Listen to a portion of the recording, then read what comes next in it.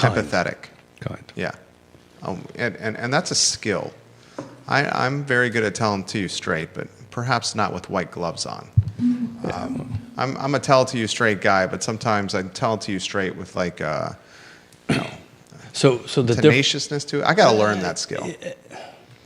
But you talk to people the way you expect to be talked 100%. back. Yeah. So the thing is, and it's always hard, the secret to this is figure out, the room you're in, who you're talking to. And I learned this skill when I was attached to the embassies 125 million years ago in Soviet Union. You need to communicate to somebody in the way they understand it, not the way you understand it.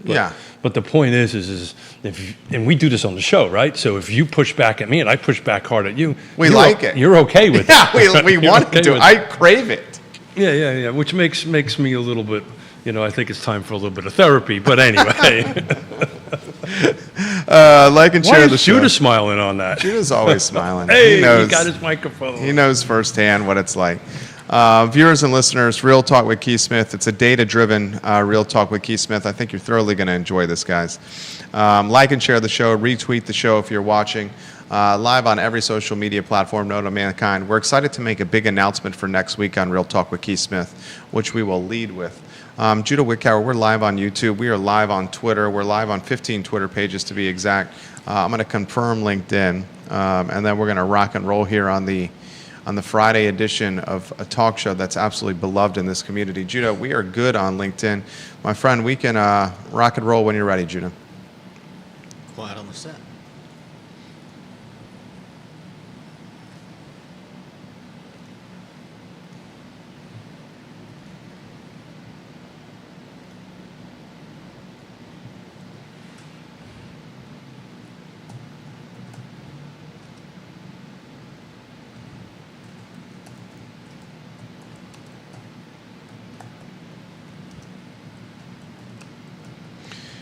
Good Friday morning, guys. My name is Jerry Miller, and thank you kindly for joining us on Real Talk with Keith Smith. It's a pleasure to connect with you on the last day of the week, the first day in August. Ladies and gentlemen, 2025 has absolutely steamrolled on by, and it's been a good year, but blink and you miss it. We are a few weeks away from the start of school for Central Virginia school-age students and their parents, and often when the kiddos get back to school and learning in classrooms and the parents have a little bit more free time, the real estate market starts to pick up.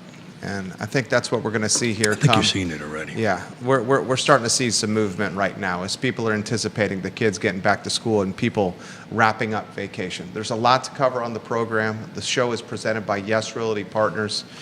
Since 1987, Keith and Yona Smith, their firm, Yes Realty Partners, have been communicative, they've been honest, they've been focused on doing business with integrity. And it's... And maybe travel a little bit. It is absolutely a breath of fresh air to watch Keith and Yona Smith as they assist and guide clients through one of the most challenging aspects of their life, and that's real estate. I truly, truly mean what I'm saying here. I've seen Keith and Yona Smith firsthand with my family, with multiple purchases with the Miller family, just do their business in ways that not only I trust, but in ways where I trust them with our children. I sincerely mean that. Judah Wickower is another person that embodies those qualities.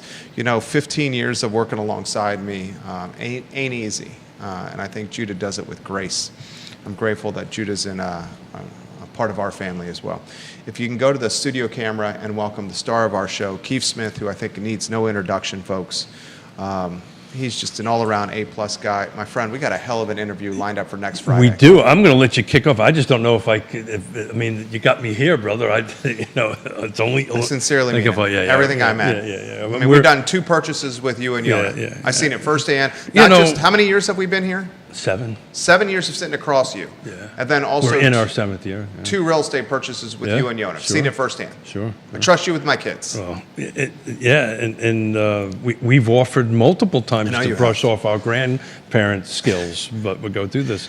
My wife and I are a little nervous, not for you and Yona. we're nervous.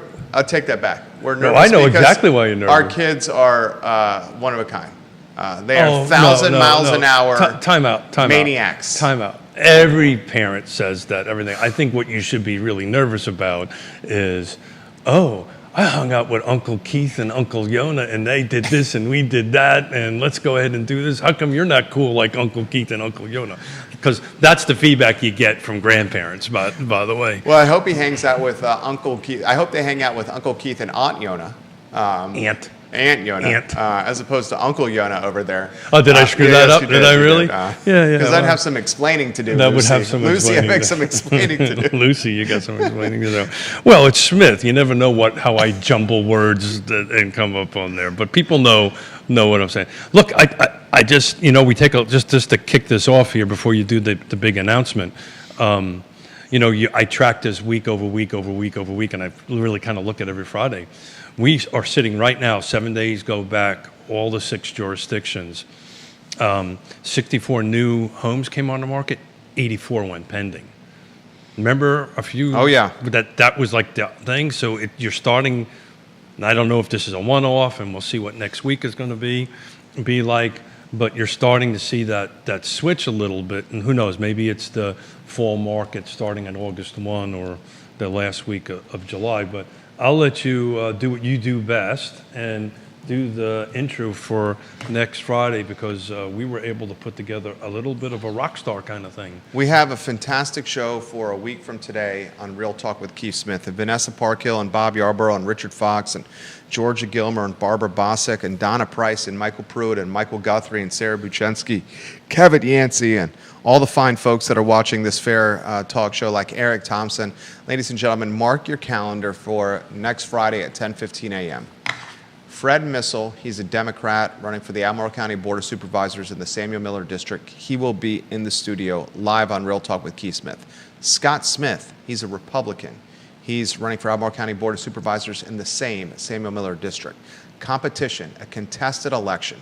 Next Friday on Real Talk with Keith Smith, Scott Smith and Fred Missel in the studio for an hour, taking our questions, taking your questions, long-form content like no one's putting out there except for this network, and I think it's going to be extremely newsworthy. Contested elections are good for Albemarle County. Yeah, it's a good period. The only contested election in Albemarle County. It is, yeah. The only contested election in Charlottesville. I mean, Charlottesville doesn't have any contested elections right now outside the Democratic primary. Yes. I mean, which jurisdictions have contested elections? You know this. Nelson County does. Nelson County. Nelson County does. Fulvana doesn't.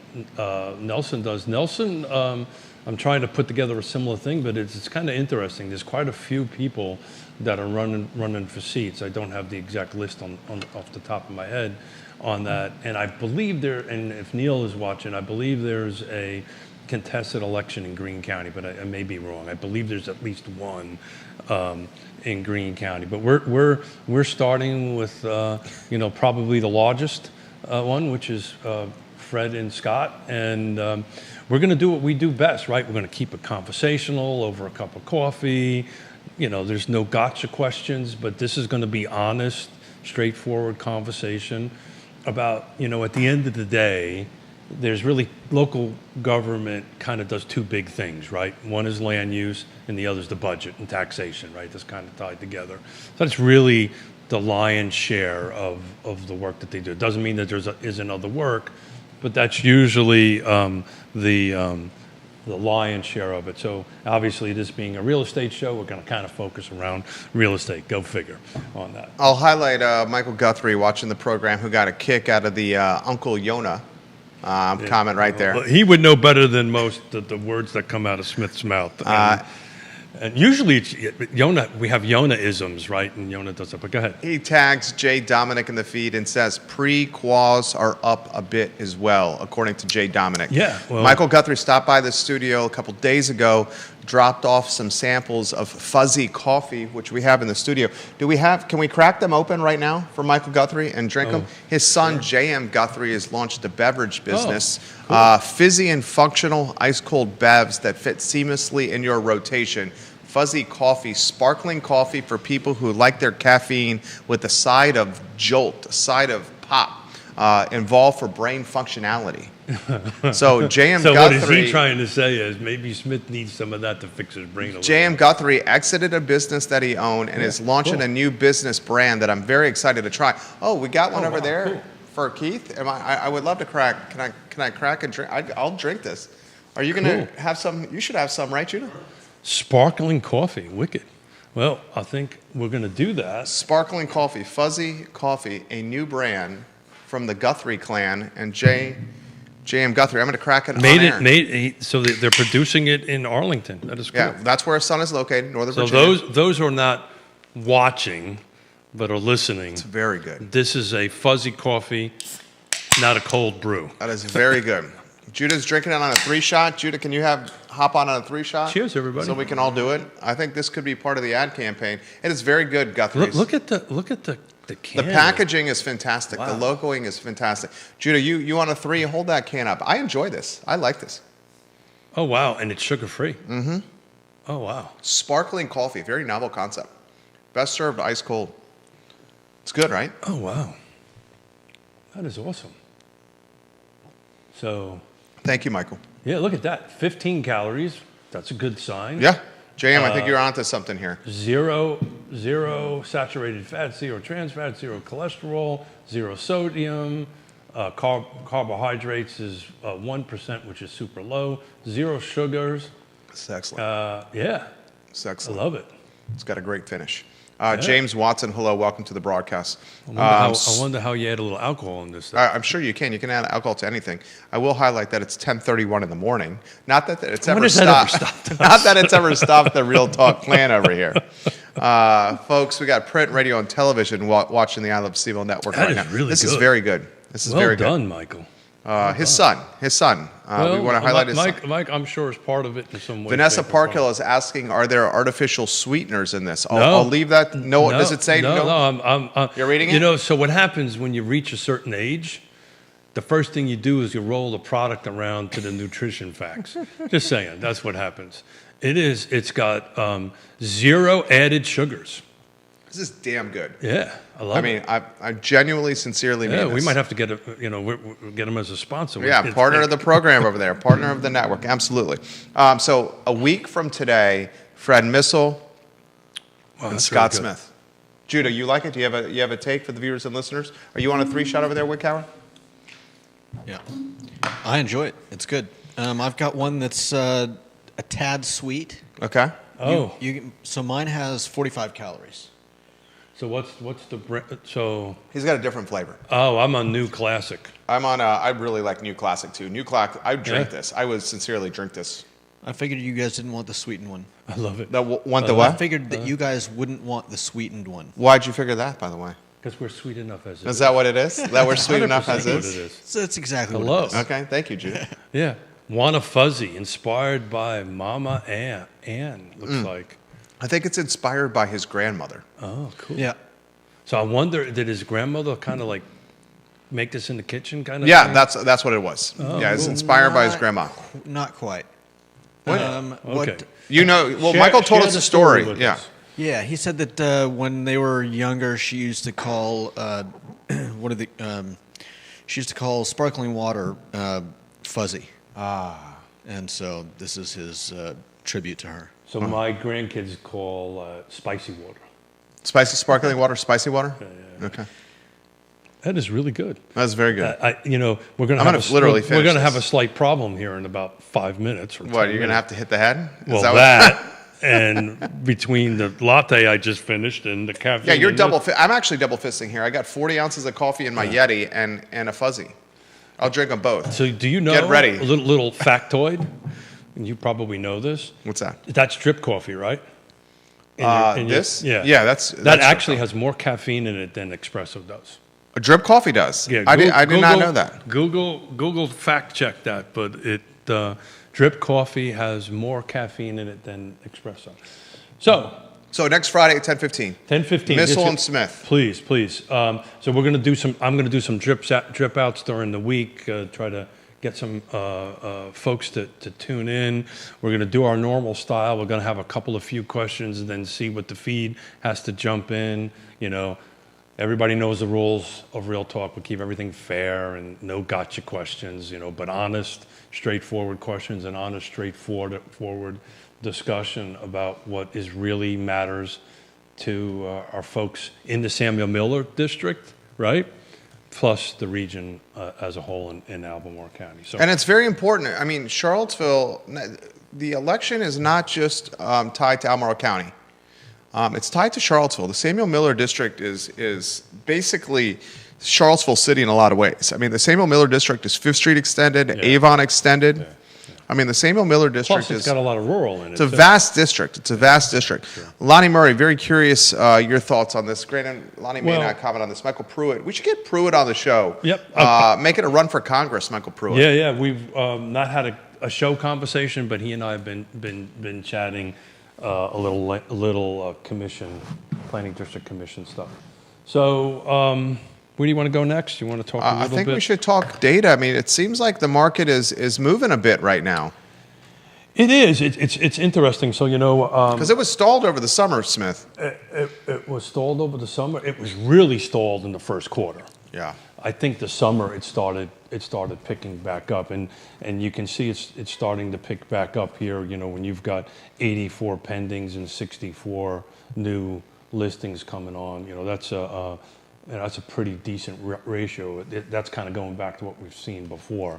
At one point, in the beginning of the summer and the tail end of the first quarter, we were looking at news in the hundreds, in the 110 and the 115 new listings a week, and the pendings were the opposite, right? They were 20, 30, 40 units less a week. So you're starting to see that flip a little bit, and I think we've been talking about that for a while. I think we're kind of swinging back into the normal fall market, but as everybody who watches the show knows, I like to try to get out as soon as the month ends. So you're the first to do it in the market, data. I ran. Do we have slides to put on screen? We do, but I just want to talk a little bit of high level stuff because I do want to get into the importance of pricing a home right, and we've got the data now to show why it's important. But overall, in the car footprint, right, all kind of types, resales, new construction, January 1 until last night or early this morning when I did all this work, we're about 2% down in sales volume. So same period in 2024, we had 1943 sold. In 2025, we have 1904. So I have to tell you, that number is a lot closer than I expected it to be. When I was running the numbers this morning, and that's why I'm a little bit on extra caffeine here because I've been doing this since about 3 this morning. Wow. I expected that number to be greater than that. So we've picked up quite a bit at the tail end of the summer and July in it. And the median sales price has jumped up about 2.6%. Again, this is the full car footprint. This is all product types, attached, detached, to include new construction. It's a huge, huge look at everything. So anyway, 2024 we had 480 was the median sales price. 2025 493. So we're up about 2.6%. That's pretty good. The being up number, we've been talking about this for a long time. I think when this year shakes out, we're going to be somewhere between the 3 to 6% range year over year as far as appreciation goes. Median value uptick. Yeah, and which is kind of normal, yeah, right? That's normal. Kind of where it should be. The challenge for the first-time home buyers and buyers in general is the price. From the COVID period, it escalated so quickly. So while we're back to a standard appreciation of 3 to 6% year over year, the number jumped. We had a 4 or 5 year gap where that number was double digits every year compounded. And if I were smarter this morning, which I didn't do it, I would have compared it to 2019, right? And just to see what the jump is. The escalation and median value? I bet that would be 40, 45%. Yeah, and we could probably do that quickly as we're chatting. But I want to break down the counties real quickly. Please. So, if there's any data you want them to put on screen, we can. We will when I get the pricing right. That's okay. the only slides that I did. Didn't have time to to do each jurisdiction slide. But you can look at my Facebook page or Jerry's or I Love Charlottesville's sites where we have this on. So Albemarle County, let's do just kind of full focus on percentages. The total sales volume went down about 4.2%. Prices went up about 3.6%. So we went down in volume in Albemarle, went up in price roughly around 4%. I got new construction. Charlottesville went down 4%, 4.5%, went up in price about 4%. The volume was extremely anemic in Charlottesville. Fluvanna, again, in green is going to be the rock stars here. The volume went up 13.4%, so it went from 2024 at 216, 2025 at 245, so it's up 13%, but the prices went up almost 8%, 7.5 and change percent on that. Green has been the rock star. We've been talking about this for a while. Jumped up 11% year over year. Price went up 7.33%.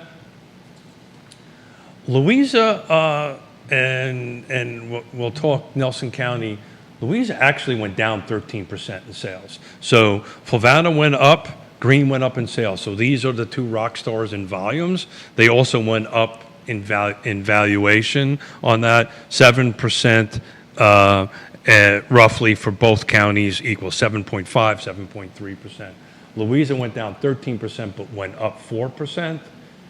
Nelson County's volume went up 10%, 9.6 some odd percent, but the price went down 7.6%. Right, so that's just kind of a little oversight or snapshot of where the market is overall. Big footprint. We went down a little bit, we went up a little bit, but each jurisdiction, we talk about this all the time, about location matters, micro-location matters. I saw a comment that was on your Facebook page from Carly Wagner that you agreed with a like to her comment, that if you're not having movement within 2 weeks of listing, something's wrong. Yeah, so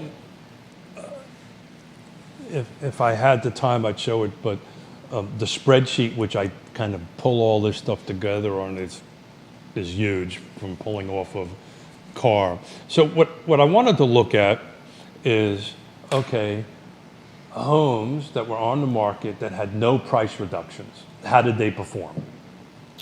Versus homes that had price reductions, how did they perform? And it's kind of important. We've been talking about this for quite some time. That's why hiring the trusted advisor, getting the right team to help you, and the right team that's honest and direct, and as Michael Guthrie would say, do I have the permission to be honest with you, matters, right, on that end of it.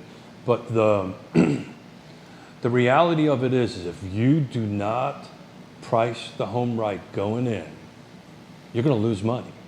And the data is going to prove that. So, Judah, I'm just going to walk you through some slides here if you're good to go.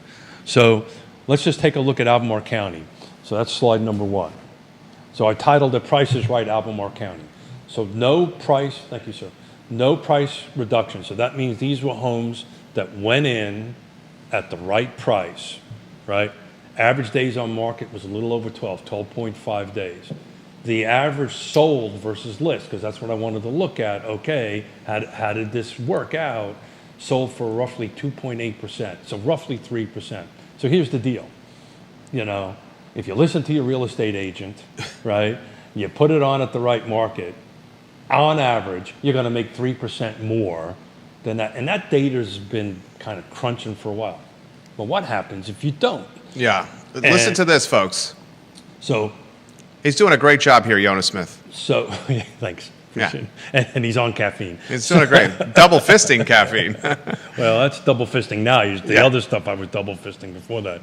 So anyway, people that went in the market too high in Albemarle County, right, that reduced their prices. So we can look at that, how that performs on the data. The average days on market were 55, and they sold 4.2% below list.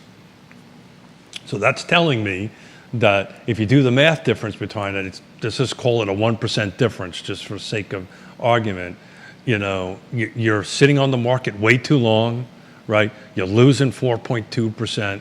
But if you listen to your agent in Albemarle County and you do your homework and you get it on the market right, you're walking away with roughly 3% over the list.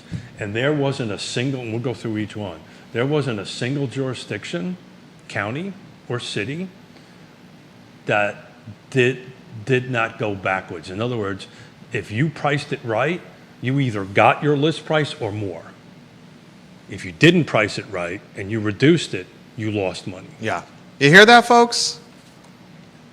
City of Charlottesville, number 2. That is, I mean, that speaks volumes right there. Well, I wanted to... Out of the gate is paramount in this 100%. market, especially Yep. in this market. Carly called it, if you misprice and you're over 2 weeks, potential buyers are almost looking at your house like a silent auction. I love that comparison. Yeah, they just move on. And because, ladies and gentlemen, today's market with Zillow and with the Realtor app, I'm on the Realtor app every day.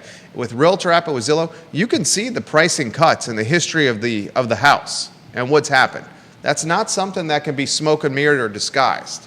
So we've been talking about this for a while. Like, the buyers are typically way ahead of the sellers. The buyers are a little bit, I don't want to say the word smarter, but let's say they're more dialed in. More in tune with the market. They're more dialed into the market.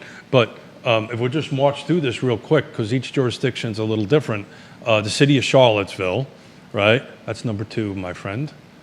Priced it right, sold in 9 days, sold for 4.2%. So if you went in at the right price and you didn't lower it, you sold your home in 9 days for little over 4%. Here's a big delta. If you didn't, you had the price reduce it, you're on the market for 40 days and you sold it for over 5% below what your list price was. So again, get the right price, get a little bit more, get it. There's all kinds of other factors. We're just looking at this one narrow, right? Is it on the right street? Does it have the right features, the right condition? I'm just looking at what sold and what went list versus sold, and how does that data pull together? My home county. Roger Voisinay, say hi to Roger. Hey, Roger, how's it going, brother? Love you, Roger. We need a cup of coffee. We need to get you to come on. You need to have a fuzzy coffee. I'm almost done with it, Michael. Yeah. Please tell your son this. I genuinely am almost done I with love this. it. I like it. But I got to tailor my caffeine. I jolt here a genuinely little bit. like this. I just might be having a little bit too much caffeine. Holly Foster and Henrico, welcome to the broadcast. Hey, Holly, how you doing? Love Aaron Moody when he watches the program. Juan Sarmiento, Tom Powell, Ty Cooper, just to name a few. Logan Wells Calelo. Brokers, ladies and gentlemen, from a handful of different firms watching the program. Jason Howard on Rio Road. Got print, radio, and television. Got elected officials watching. Fluvanna County. Go for it. Number 3. No price reductions. Sold in about 31 days, 32 days. These are averages. And sold for a little over list, 1.2%. So what that's telling me is that, for the most part, the agents and the sellers in Fluvanna County are pretty much putting their homes on the market at what the market rate should have went up. But if they didn't, they went up to 40, a little over 40 days, and they sold it for 4.1% below the original list price. Our friends in green, slide number 4. You priced it right, no price reduction, sold in 29 days for a little over 2% above list. If you reduced it, that number jumped to 50 days on the market, and you sold it for 4% less than list. Number 5, our dear friends in Louisa County. A little tighter, no price reductions, had 45 days on the market, sold for a little over list by 1.4%. If you reduce the price, that 45 days jumped to 68 days, and you sold it for 4.6%. And then lastly, our friends in Nelson County, good friend Jesse Rutherford. Love you, Jesse. He was on the program a few weeks ago. No, slide number 6, Judah. No price reductions, 26 days on the market, sold for 2.7% over list. Reduced the price. In other words, you didn't enter the market correctly. It was on the market for a little over 69 days, but sold for nearly 6% under list. So not a single jurisdiction that if you hit the market right, at the right price, didn't sell on average for over list. I'd like to ask you this question. How do you characterize this market? Characterized. Are we doing like cartoons characters? Or? Do you say it's a balanced market? Yeah. Do you say still a seller's market? Where's the pendulum leading toward? Yeah, in my opinion, towards buyers. Right. The pendulum is leading towards buyers. So if we're going to do some, what is that word? Prognosticating? Yeah. Yes. Let's call it some crystal balling. Some crystal balling. I think, hold on a second, didn't shut off my phone. Might get myself into a little trouble. You know that I've been critical on folks like Yoon and all these PhDs that have been saying, over the last couple of years, we're all of a sudden going to be at 5% 30-year mortgage rate. They've been terribly wrong. I actually think we're closer to that. I think 2026, you're going to start. I think, I'm saying this. Fed didn't cut a couple days ago. Yeah, but I think they will.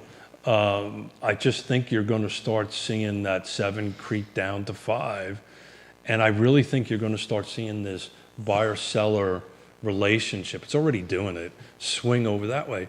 All that said, Jerry, this is purely location, micro-location, and you've got to hit and I say this till I'm blue in the face, you got to hit these 6 rights right, and if you don't, and it starts with this, right? Location is number 1, right?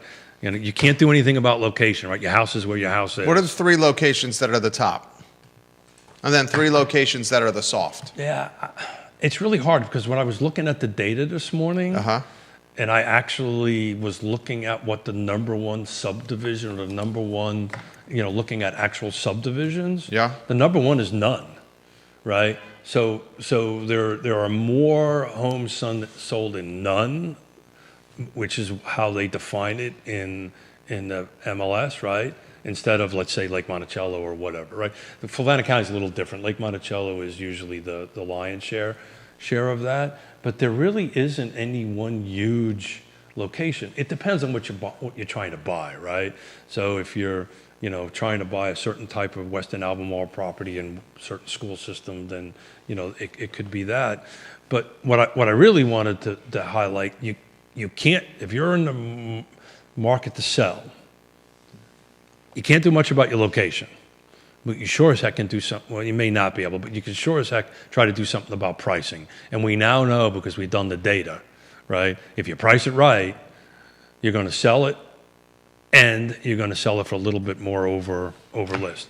The other 2 factors, features and locations, actually impact your price, right? You just can't just look at price only, because today's buyer isn't buying something, if it's in the right price in the right location, but the features aren't there, right? Roughly 60% of all the sales have primaries on the first level, right? Around 50-something, 52%, because I was kind of calculating these numbers this morning, have garages on them, right? And when you start checking those boxes as far as features go, and the house is in good condition, new roof, new HVAC. It'll move. It'll move in under 14 days. If it doesn't, it won't. And you can start lowering that price down, and that's what you will have to do. But it should be priced right in the first place, right? All these things have to be taken into consideration, because today's buyer, by and large, you never group everybody up into a huge, I got everybody calling me today, group into everybody into one group, right? But that said, if you don't have these 4 things all put together, hold on a second, I'm going to shut my phone off. I'm going to let you talk for a second. If you don't have all these things put together, that house it's going to be It'll be tough sledding. Yeah, and that's the market, and so the way I look at it, if you're in the right location, right price, right features, right condition, you are in a seller's market, right? If you don't, then you need to be, and you can't for whatever reason, right? You can't change the location. The price has to be what the price is because of certain circumstances, like how much you owe on the home, yada, yada, yada, that kind of thing. And you can't do anything about features and conditions. You are not in a seller's market. You are in a buyer's market, and that mindset needs to be there when you get ready to put your home on the market. So let me ask you this question. Should the rates, and you're starting to offer commentary that you'll see them maybe with a 5 handle this, early next year. I think you're... What happens then? That's a great question. I don't think it changes the dynamics of the first 4 rights. I really don't. Do more buyers jump in the mix? Does more inventory come in the mix? Well, we know there's more buyers because we're looking at it right now this week, right? It was because a 1 point drop in interest rates is substantial. It is substantial, but I think it's also, look, we're in kind of new territory. So what we're doing is we're spitballing. We're just having a 100%. conversation, right? Right. There is nothing to look back and say, okay, it was done this way because this whole market, and I've said this, I've kind of, was it 6 months ago, started saying, hey guys, this is a new buyer's market that my grandfather and your parents have never seen, right? It's a very different dynamic. Usually there's these huge swings, right? It's very much so everything's a buyer's market or everything's a seller's market. We're not. We're in this point, which I actually like personally, because back to this is when the pros show up. Yeah. Right? You need to look at each individual house, each individual property, what that seller is trying to achieve, where they're at, and have the tough conversations. Mr. and Mrs. Seller, how much you owe on your mortgage, right? You've got to have these conversations so you can be the best advocate for your seller. Conversely, you got to have the same conversation with your buyers, right? So what kind of capital you have, what kind of down payment you have, where, all these different conversations you need to have with them.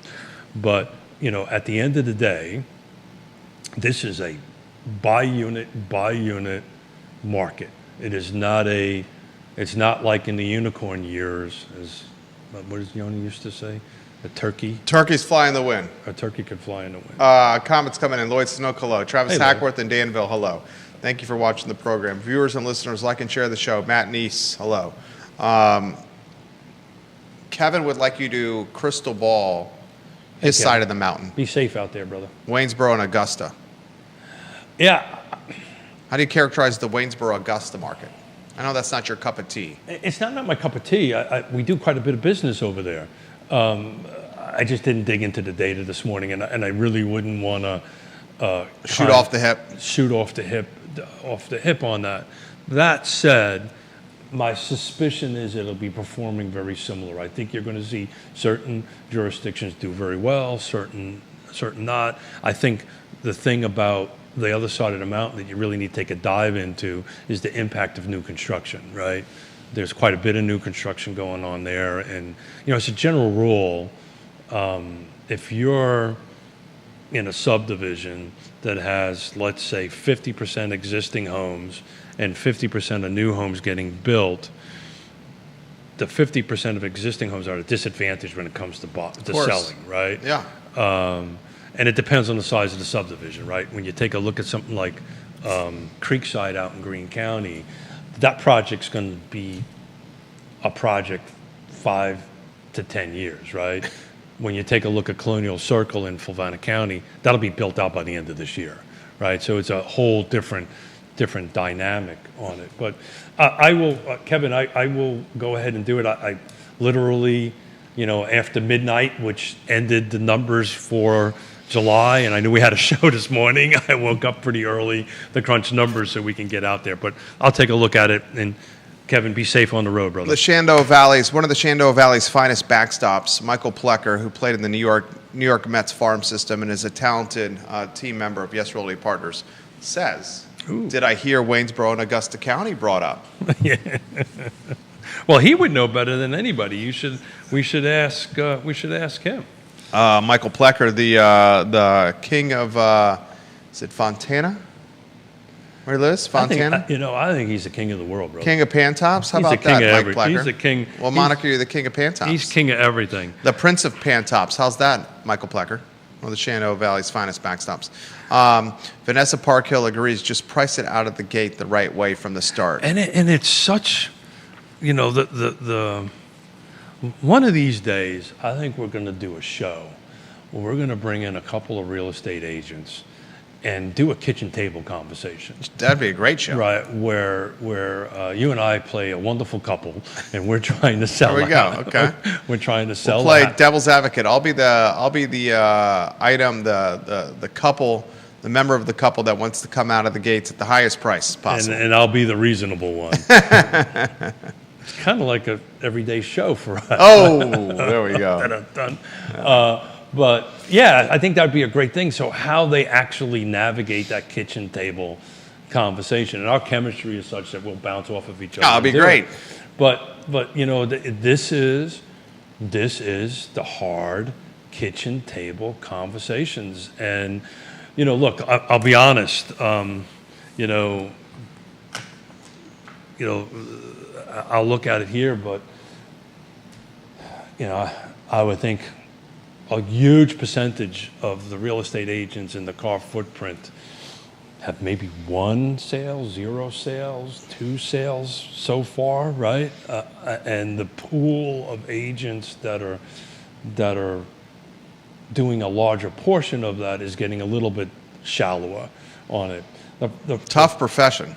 Yeah, well, the thing that happens here is sometimes people might get a little bit of accept something, even though they know it's not right, just to get a listing, right, or just to do something. And I understand that, and trust me. I do not understand that. Well, I understand. I do not understand that. I understand that because I've been in the business long enough to understand that. You just put yourself in a position to fail and spend money while failing. Correct. And spend time while failing. Yeah. I don't understand the mindset of a hope and a dream with a listing, taking it at a price point that's... So again, to tag Michael, right? Rather disappoint you now than disappoint you later. 100%.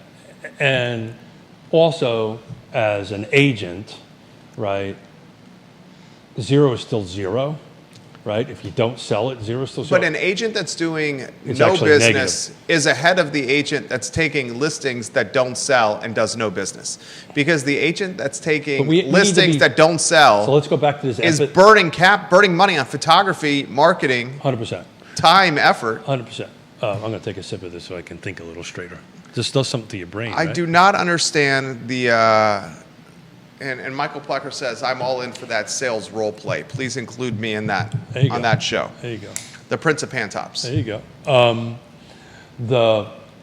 That actually be a good conversation. Yona's Mayor Pantop. She likes that. There you go. So back to the beginning conversation we had about empathy and all this kind of great stuff. Look, we have to be somewhat empathetic to these agents out there, right? That are struggling and trying to stay in the game, and I was wrong, actually. I admittedly, I missed this one big time. I thought that we would have seen more exit of agents than we have now. We saw some. I think you're going to see more, right? I think you're going to start seeing... at this point, it's been 24 months of no business for a lot of people. Yeah. It's going to be you're approaching 30 months of no business for people. I would have to take a look at it, but there's a certain percentage, I'm sure. But now, it all depends on where they're at in their life, right? They may not need to do it, right? They have a significant other or whatever. But there's going to come a saturation point where they're paying fees and they're paying so forth and so on. Especially with the age of the agents in car. I think it's 57. No spring chickens. I think it's 50. I saw a meme the other day on this real estate humor Facebook page that there should be a thing that if you're over 55, you have to hand your license in, which is rather offensive to a guy who's... That is offensive. That's ageist and offensive. I think that's rather offensive, yeah. My reply to us is, what's so effing funny about this? So, it's supposed to be a thing about real estate humor. But, look, we need to be sympathetic and understanding and help coach people that really want to be in the game. There's ways to win. There's ways to help your client. I had a conversation the other day, as everybody knows who watches the show, in the time of great unpleasantness, we lost 17 million. We lost everything, right? And through the grace of God and a lot of hard work and good friends and transparency and honesty, we are doing as You guys are crushing it. as well, if not better, prior to 2017. Yeah, you guys are crushing it. And I got asked the question, how did you do that? Because you're starting to talk to agents now that are in that world, right? You're starting to see this, right? You're starting to see, well, I'm having trouble making my car payment. I'm having trouble making my mortgage, whatever it is. You're starting, there's some of that out there. And my answer always is, I know this is hard, right? But be honest, be transparent, and be a professional, right? And, if it's a $100,000 deal or a $100 million deal, you put the same amount of transparency, the same amount of effort into it. It's hard on the pocketbook, right? It's hard, right? It's really hard. You've got to be wired to work for nothing for a very long period of time with hopes of trying to get some payday at the end of the day. But if you walk in there in a servant, in my opinion, in a servant attitude where I'm here to serve my client, it'll come around. It will come around. But, taking listings just for the sake of taking listings is just a recipe for failure. I'll throw this question to you. Think about it. I'm going to get to Angie Micklem Shoup's comment. She's an agent with EXP. Yeah. Okay. I'm going to get to her comment in a matter of moments first, but I'm going to give you a heads up to think about it. I'm just shaking with all this. A heads up to think about it. An agent getting into the game right now, a new agent getting into the game right now. Yeah. Is this as hard a time to get into this business as you can remember since when? Think about that answer. I'm going to answer it differently than that, but go ahead. Angie says this, EXP. You know Angie? Yeah, I do, very much She so. says, She's a rock star. Totally agree with what you said, Jerry. I've lost at least 4 listings this year because I will not overprice a listing. So I know Angie well. She's a pro. She's actually a Buffini trained agent that Yona, if I'm not mistaken, helped train her up many years ago. And she walks in with confidence, and she knows her numbers, and she knows where she's at. And then she has the conversation. Well, I know we can do it this way. I know we can perform this way. But then you have the question of okay, so why do you want this number, right? Well, my next door neighbor did this 12 months ago. Okay, well, you can talk about that market. But if it turns around, you have an honest kitchen table conversation, goes, I did a HELOC, I did this and the other thing, and I just owe this much on it, and this is what I need to get out of it. When you have that honest kitchen table conversation like that, then we can figure out ways to help, right? But if it's the other end of it, the scale, this is, look, this is what the market is, this is what I know we can do, this is what I know you need to fix. And then, and good for Angie, you just walk away. I'll also I wish them luck, by the way. offer this. The agents that are taking overpriced listings with a hope, the overall market, by the way. with a hope and a dream that they sell. The agents that are taking overpriced listings with a hope and a dream that will sell are not only doing a disservice to your personal brand, not only doing a disservice to your personal business, not only burning capital, but you're doing disservice to the profession as a whole. 100%. You're creating a perception of disingenuous. It damages the profession in totality. Pending just went up 1 as you were talking. This mindset needs to shift, and the disappoint you now, then disappoint you later conversation. Use that line at the kitchen table because the houses just are not moving, and the price cuts left and right are hurting the market. Here's the empathetic side of it. But if you're hurting and you're trying to make a mortgage payment, trust me, I know what it's like. I get what you're saying, but you're losing money doing it. 100%. It's working against your mortgage payment. 100%. But Go get the part-time job. You're not getting an argument from me on that. I'm just saying, as one who went from here to zero and couldn't pay your mortgage payment, and I drove a 2000 Saturn station wagon from 2007 to 2017 that had no AC in it. And I was taking people out trying and selling houses. I literally had no AC in it. But I knew I needed to do what I needed to do and take care of the client one thing at a time. And I have a bit of a gift of the gab and turned it into a positive instead of a negative. How'd you turn that into a positive? I was honest and transparent and said, look, this is what, but this doesn't mean and we're going to talk about this on Friday, next Friday. This doesn't mean because I've lost everything I had, I'm not good at what the F I do, right? I didn't cause the housing recession, right? I didn't take money and go out and buy Lear jets or yachts or whatever it was. You know, I got sucked up in something that I had no control over. I'm okay with that. I can shave, look in the mirror. Hell, when 2009, I was in the middle of it. I ran for elected office. I think I've told you the story before. And I had my opponent going, well, hey, you're in the middle of losing everything and filing personal bankruptcy and, you know, all this horrible stuff that comes with that. And you're running for office. And I said, I didn't know there was a rule. I'm also a Marine, which makes me not too smart. So I just keep on going forward. But I do want to answer your question about, is this now the right time to get into give us it? that answer. So Michael Plecker says, it's very hard to admit to yourself and others that your chosen profession is not working out. I love to see every agent in our association be successful, Yeah. but times in the industry have changed. It's getting more difficult for some to weather the storm. Jason Howard on Rio Road, the king of Rio Road, says at 55, the average realtor is a spring chicken compared to a good portion of our nation's Congress. Jamie Turner, the mayor of Gordonsville, y'all should get Rajan Cheetah on the show. Turned down his cushy offer from a big bank in Austin, Texas, to take on the development of short-term rentals. UVA grad, super interesting to follow his journey. I am following him on Instagram. It is pretty fascinating what he's doing with that luxury Airbnb that he's building with his partner, who I believe is a Virginia Tech graduate, a 22-year-old that got a construction loan and is building currently one of 4 short-term rentals. I am following that, Jamie Turner. His story is very inspiring.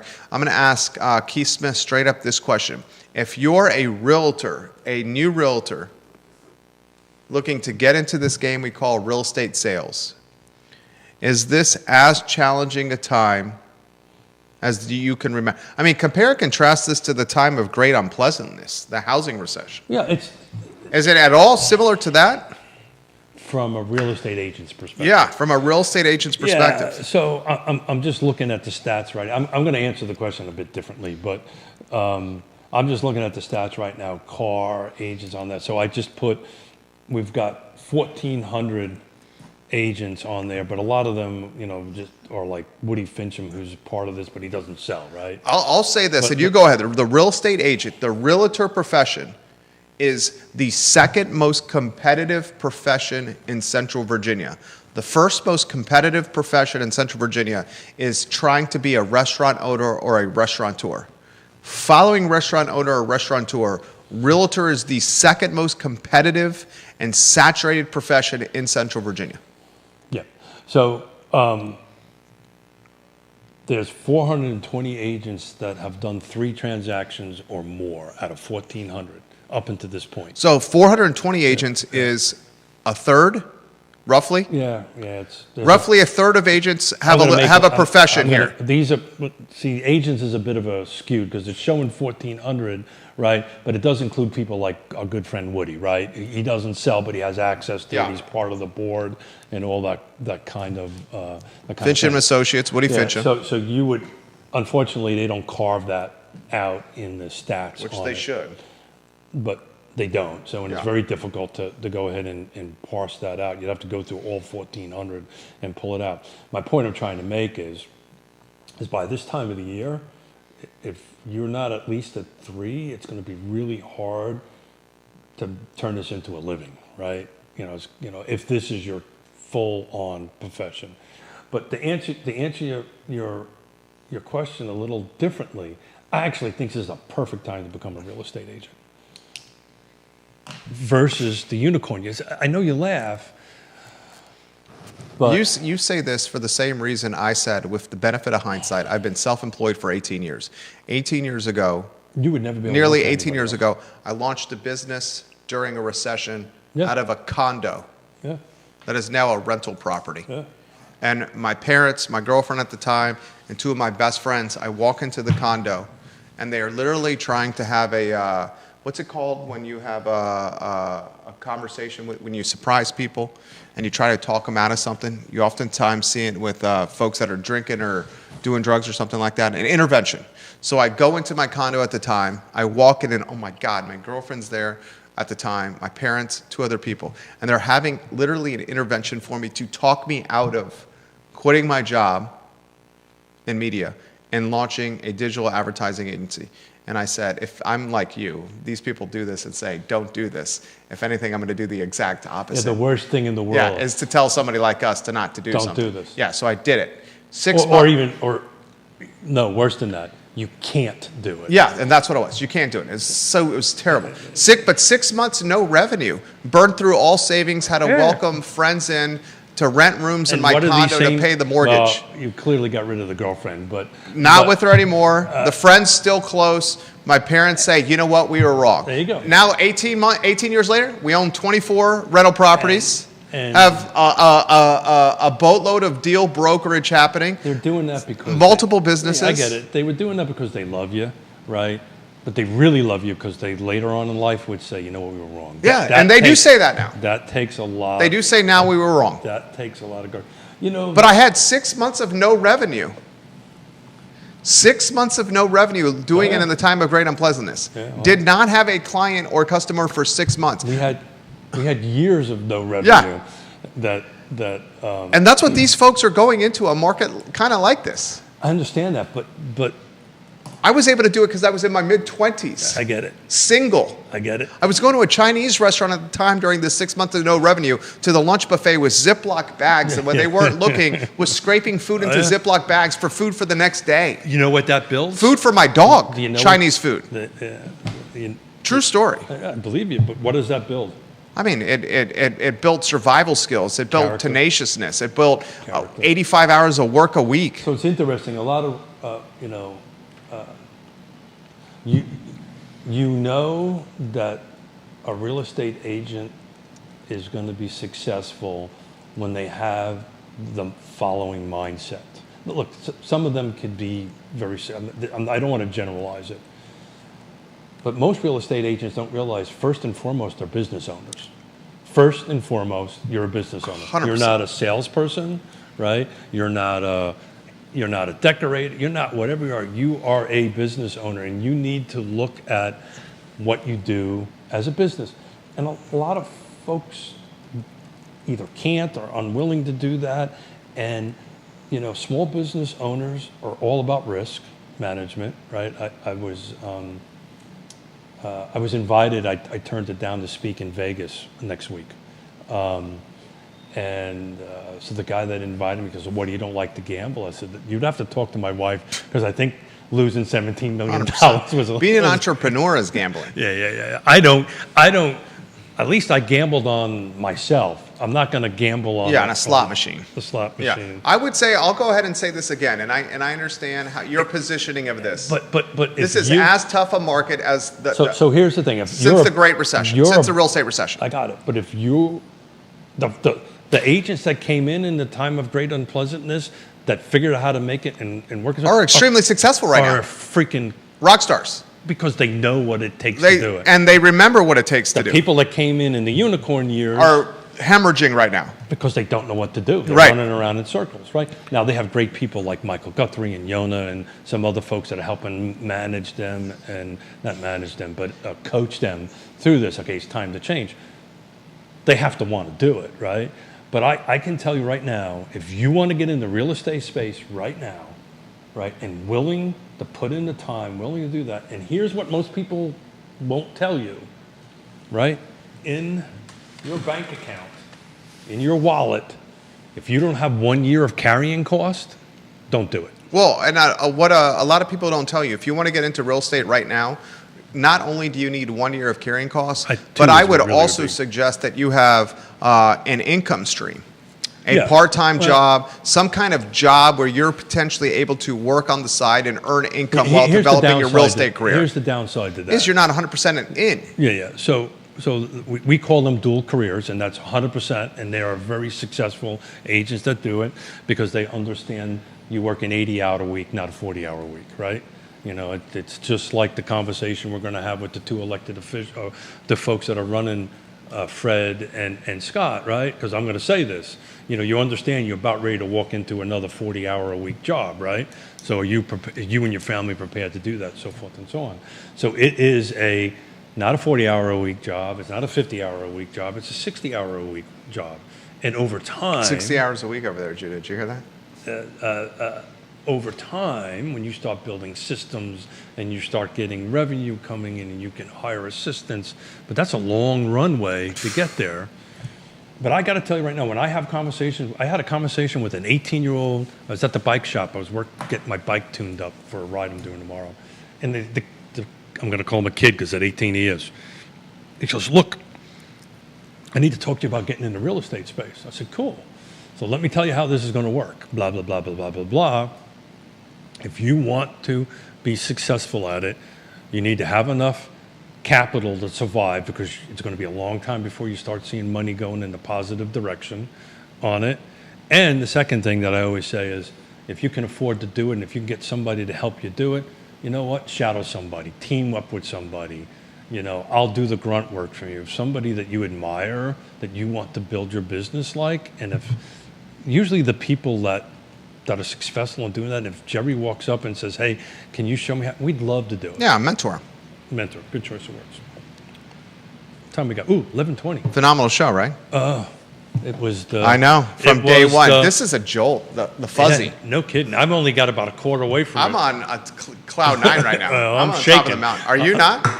Judah, know, is it not? Did you finish yours?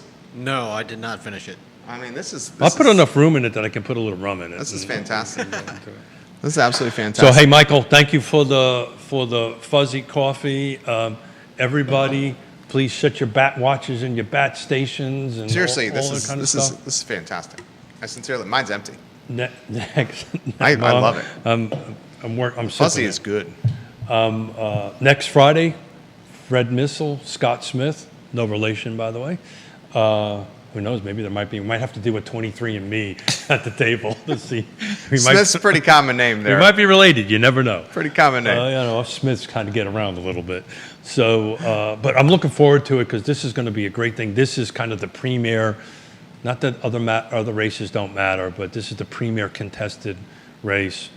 Albemarle County is the largest jurisdiction as we take a look at the data there. Drives the market. It drives the market in concert with Charlottesville together. But as far as the housing market goes, for the most part, Albemarle County is the heartbeat of Central Virginia. But what are you doing this weekend? Doing this weekend, I'm going to play some padel. Whoa, what's that? Padel is so there's 3 padel courts that were built at the Borsad, thanks to a generous donation. And it's tennis meets squash. It's played outside. Oh, interesting. Played in a glass court on a smaller tennis court, very much like tennis, but there's glass walls around where you can use the walls. No ceiling, just the side. No ceiling, yeah. It's fantastic. It's so much fun. Probably play some squash, swim at the swimming pool. Good. Take the boys, our oldest, maybe on the rock climbing wall, and go out to dinner. How's he doing with that? Oh, he's fantastic. I'd imagine. He's just like a billy goat, like a mountain lion. And he loves the rappelling down. Oh my God, he loves it. He loves it. I should go climb with him one day. We are, not that we're counting down here, 18 days away from the start of school. Not that we're counting. My wife and I will probably do dinner with the kids somewhere, maybe at Selvage. We got a busy weekend. Yeah, I had a conversation on the walk with somebody else that in our neighborhood that has little people going back to school, and I looked at Yon and I was like, oh, yeah, I forgot about that. Oh, man. First day of school is one of parents' first favorite days. And we go back early most jurisdictions. I think Flavan is like next week. A lot of the jurisdictions are going back in a couple of weeks. So I think you're going to see a pop in the market. So do yourself a favor, take a look at my Facebook page or whatever it is. The data doesn't lie. If you price it right, assuming you got the right location, features, and condition, and you listen to your real estate professional that's helping you, you're going to sell it on time and for a little bit more over list. Keith Smith, Judah Wickhauer, Jerry Miller, Real Talk with Keith Smith, archived online at realtalkwithkeithsmith.com. Click the Partners tab on realtalkwithkeithsmith.com, and you'll see the partners that Keith and Yona have personally vetted to help you in this game we call real estate. realtalkwithkeithsmith.com. Ladies and gentlemen, next week on Real Talk, Fred Missel and Scott Smith, a question and answer of 2 Samuel Miller District candidates, Board of Supervisors, Elmore County, that is going to drive the news cycle. The I Love CVille show, guys, is up at 12:30 p.m. Don't miss it. Take care, everyone.